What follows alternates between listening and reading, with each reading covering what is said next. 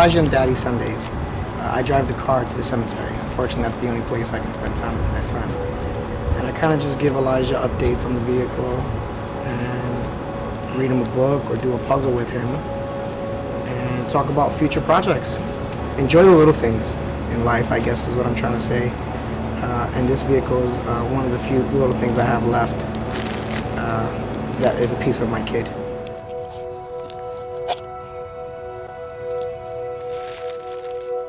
My son was murdered by his mother the day after I got custody for him. My goal as a father, like any car guy, was always to do car things with my son. So I always thought it would be pretty cool. I released the car in 2014, shortly after he was murdered, for VIP Fast Auto Fashion. They were very helpful and supportive. The car wasn't ready. We towed it to the car. The car show started at 9. We got there early at 2:30 in the afternoon. The car barely made it.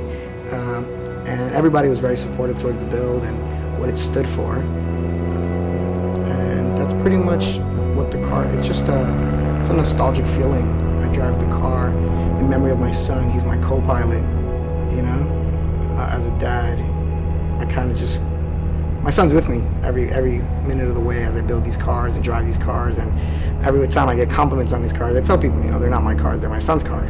Eventually, as he got older, they would be his cars.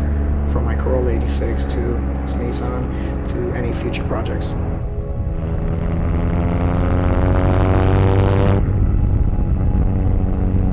Oh man, the feeling that goes through my head when I drive this car is everything. My life's very busy, from school, Marine Corps, designing for clients. When I get in this car, it's just me, my son, and the car.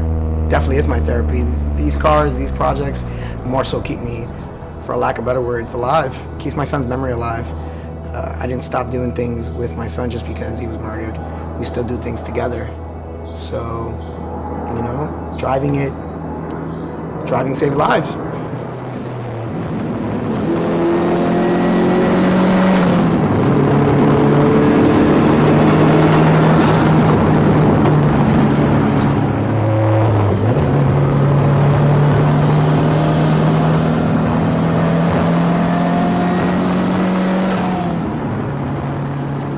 Ever since I was young, me and my cousin, Jovany, we'd go watch the street races, and we'd always talk about how we were gonna get our own cars. And finally, you know, as we got older, got a little more money, picked up my first car was a 1984 Volkswagen Rabbit.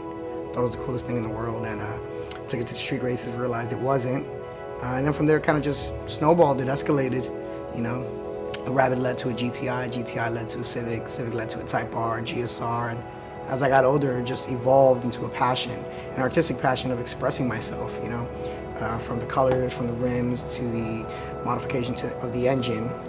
Just one big expression of art. You know, my cars define who I am or how I'm feeling.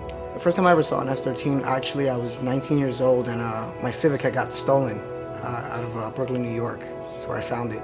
And my buddies over at TRT Racing, Tantrum Racing, the owner, Brian, they were all into Nissans, and they introduced me into picking up an S13.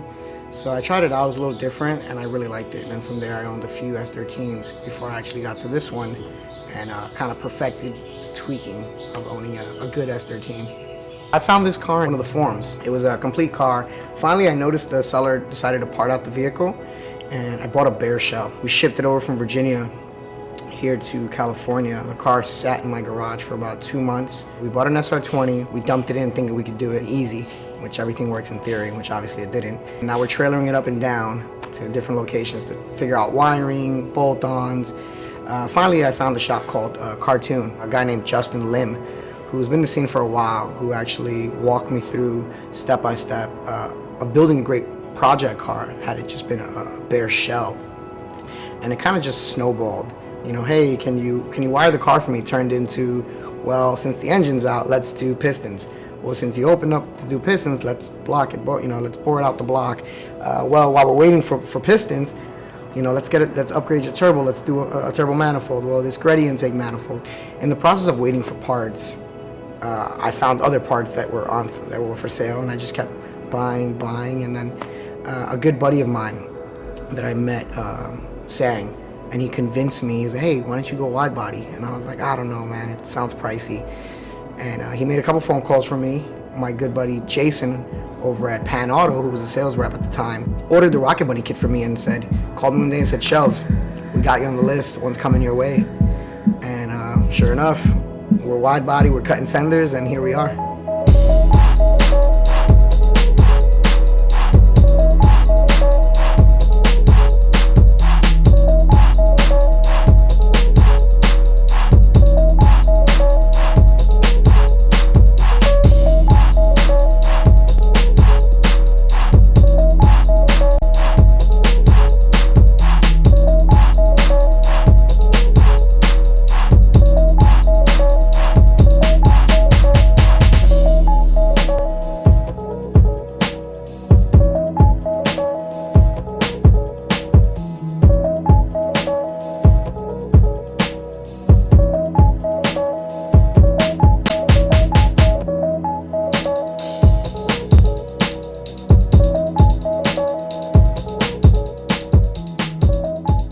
Wheel and tire setup, I'm running Falcon Azennas RT 615Ks. Fronts are 265 40 by 18. The rears are 295 40 by 18. And the wheels are 3-piece Workmeisters S1s. They are 18 by 9.5 and 18 by 10.5. AirX does allow you to stiffen or soften the suspension. It runs just like a regular coilover system, just obviously with the luxury of airing up and airing down. The engine that I'm running is an SR20 DT engine. It has everything from Lysco pistons, 3071R turbo, Tomei turbo manifold, 1000cc injectors, Jim Wolf fuel rail, Nismo fuel pressure regulator. The car's running off a Megasquirt ECU, tuned at 15 pounds for street for daily and 18 pounds on high boost.